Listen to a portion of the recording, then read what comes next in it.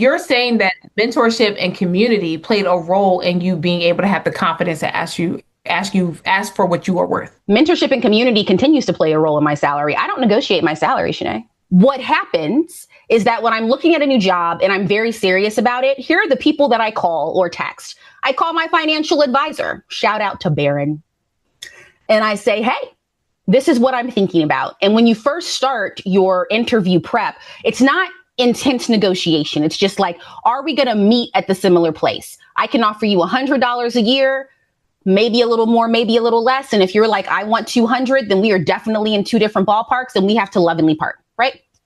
So I already know a number in my head, high level of my base, and I confirm it with my financial advisor.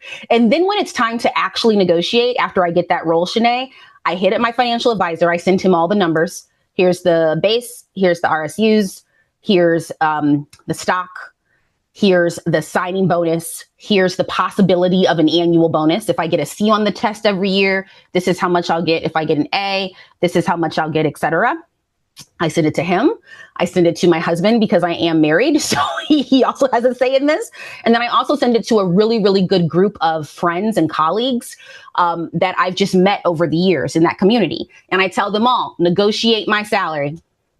And so usually the number that I end up with is because 10 or 12 people behind the scenes are involved in my salary discussion. I literally send the numbers, and then within 24 hours, I have a response. And then I call the recruiter 𝐶𝐈, and I'm like, hey, this is what I want. And then most times recruiters like, well, we'll think about it. And I'm like, okay, so while you think, this is what I will budge on and this is what I won't, let me know. So I try to make negotiations as simple as possible, but I allow other people to do it for me.